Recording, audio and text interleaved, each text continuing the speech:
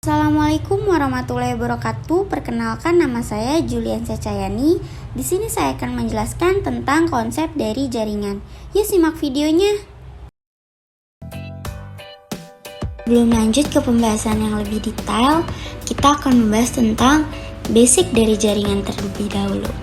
Kalau kita ingat-ingat pelajaran dulu saat di SMA, jaringan merupakan sekumpulan dari sel. Nah, sekumpulan dari sel yang melakukan fungsi tertentu, tergantung dengan jenis jaringannya itu apa. Dan ada yang masih ingat, ada berapa jenis jaringan dalam tubuh manusia?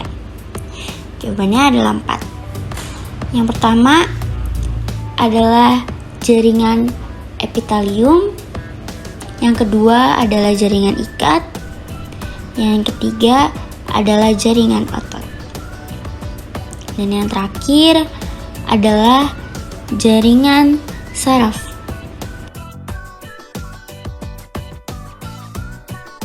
Kita akan membahas jaringan epitelium terlebih dahulu. Dimulai dari definisinya. Apa sih yang dimaksud dengan jaringan epitelium itu? Jaringan epitelium merupakan sekumpulan sel yang memiliki karakteristik sebagai berikut. Karakteristik yang pertama adalah bahwa jarak antar sel dalam jaringan epitelium itu sangat sempit. Membran plasma dalam sel seperti saling menyentuh. Beda dari jaringan ikat, yang jarak antar selnya itu saling berjauhan. Karena di antara selnya itu banyak ekstraselular matriks. Karakteristik dari jaringan epitelium adalah bahwa selnya itu duduk di atas basement membrane. Basement membrane ini merupakan sebuah materi yang memisahkan antara jaringan epitelium dan yang ada di bawahnya, seperti jaringan ikat. Karakteristik yang ketiga adalah bahwa jaringan ini merupakan jaringan avaskuler. Maksudnya adalah tidak memiliki pembuluh darah. Berarti kalau di jaringan epitelium nggak ada pembuluh darah, dia dapat oksigen dan nutrisinya dari mana dong? Dia mendapatkan oksigen dan nutrisinya dari peredaran darah yang ada di bawahnya. Oksigen dan nutrisi akan berdifusi ke jaringan epitelium. Lalu zat-zat bawaannya dari sel-sel jaringan epitelium akan berdifusi ke peredaran darah jaringan yang ada di bawahnya. Karakteristik keempat adalah bahwa jaringan ini dapat berbentuk satu lapisan atau bisa beberapa lapis. Karakteristik yang terakhir dari jaringan epitelium adalah bahwa jaringan ini dapat dikualifikasikan jadi 2 jenis, yaitu glandular epithelium dan covering and lining epithelium.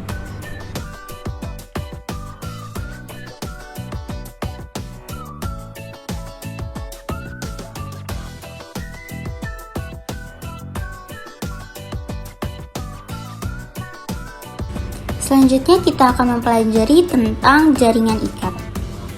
Banyak yang tak terduga yang ternyata berasal dari jaringan ikat loh, seperti lemak, darah, tulang, atau bahkan tulang rawan.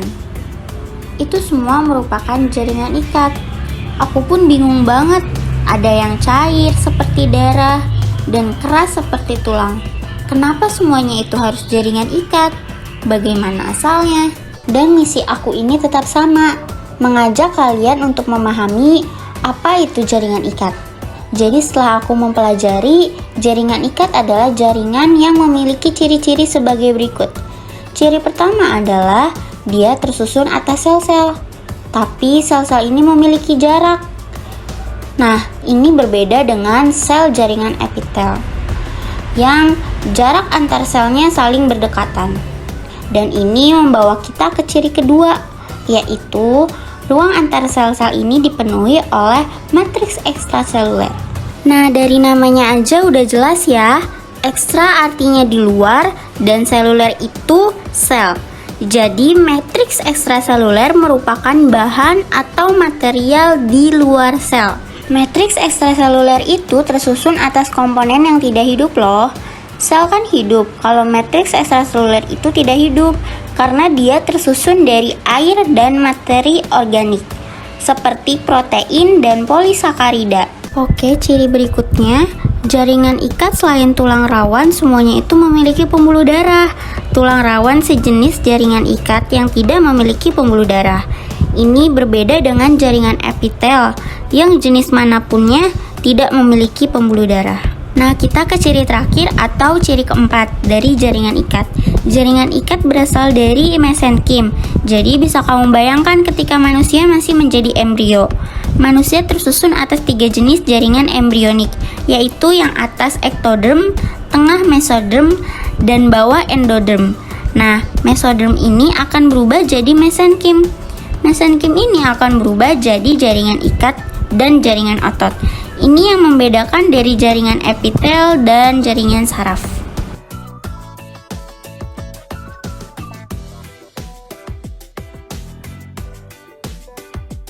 Jaringan otot. Selanjutnya kita akan mempelajari jaringan yang terhubung dengan jaringan saraf. Jaringan otot merupakan alat gerak aktif pada manusia dan hewan. Dan manusia dapat ditemukan pada semua anggota tubuh, baik anggota gerak maupun organ-organ dalam dan organ-organ luar. Yuk kita bahas lebih lanjut lagi. Kita akan membedakan antar jaringan otot berdasarkan gambarnya.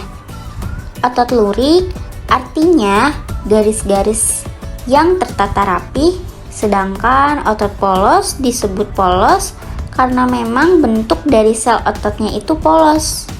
Bentuknya seperti bulir padi yang disebut dengan bentuk gelondong.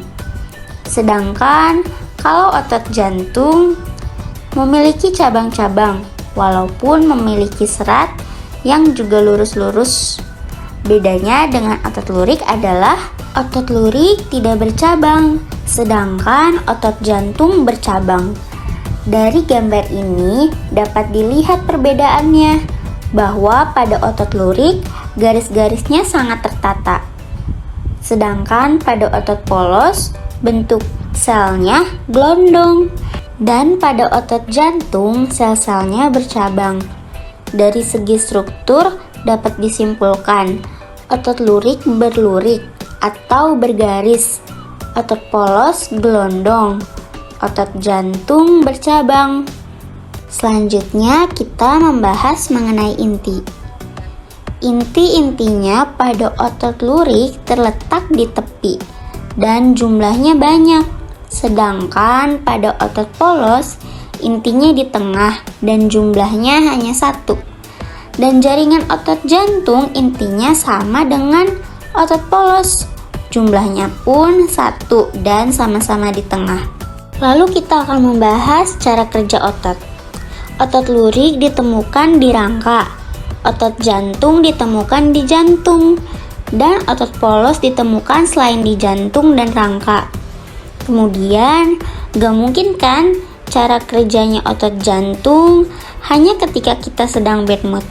Terus pas kita lagi istirahat, jantungnya berhenti berdetak. Oleh sebab itu, otot jantung kerjanya otomatis atau otonom. Begitu pula pada otot polos, kerjanya sama seperti paru-paru, usus, ginjal, yaitu otomatis. Sedangkan otot lurik atau rangka kerjanya sadar, seperti kita ingin menulis, dan ini berhubungan dengan jaringan saraf.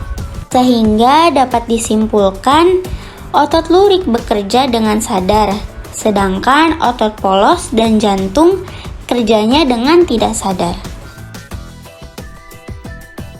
Selanjutnya sel saraf.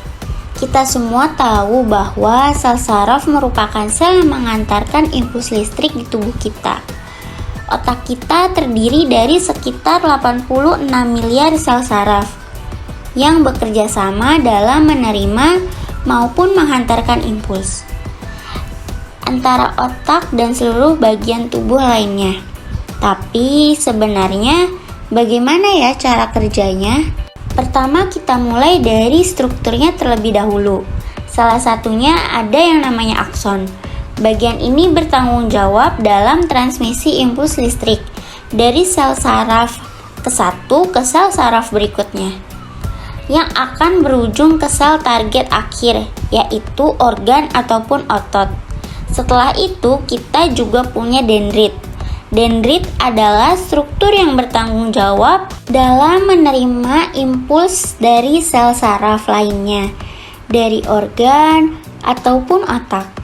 Impuls listrik ini akan bergerak dari dendrit melalui badan sel, yaitu struktur lain di sel saraf yang berisi nukleus, suatu organel yang berisi material genetik yang mengatur pertumbuhan dan perkembangan dari sel saraf. Selain itu, ada banyak sel saraf yang memiliki struktur bernama selubung myelin yang membantu dalam kecepatan konduksi impuls listrik yang melewati sel saraf. Kalian tahu nggak sih, kondisi listrik di badan kita bisa mencapai 120 meter per detik di sel saraf yang mempunyai selubung myelin. Oke, kita sudah mendapatkan gambaran dari struktur sel saraf. Tetapi bagaimana dengan transmisi impulsnya? Bagaimana cara otak kita menyuruh jempol kita misalnya untuk bergerak? Di awal, melalui struktur mekanisme kompleks, otak kita membentuk sesuatu yang bernama potensial aksi dan meneruskannya sepanjang saraf yang bertanggung jawab untuk menggerakkan jempol di dalam saraf. Ada beberapa kabel dan di dalam kabel-kabel ini terdapat sel saraf. Di antara satu sel saraf ke sel saraf berikutnya, ada celah yang bernama sinaps. Jadi potensial aksi yang merupakan si listrik akan diterima oleh dendrit dari sel pertama, diteruskan melalui tubuhnya dan mencapai akson di beberapa neuron atau sel saraf pertama. Ada sesuatu yang bernama neurotransmitter, suatu zat kimia yang berperan dalam konduksi listrik dari satu sel saraf ke sel saraf berikutnya. Neurotransmitter akan dilepaskan ke sinaps dan menghasilkan suatu potensial aksi di sel saraf kedua. Di sini listrik tersebut akan dioper dari satu sel saraf ke sel saraf berikutnya, sampai sel saraf terakhir menyampaikan si listrik ke otot yang bertanggung jawab dalam menggerakkan si jempol. Alhasil, jempol kita berhasil digerakkan.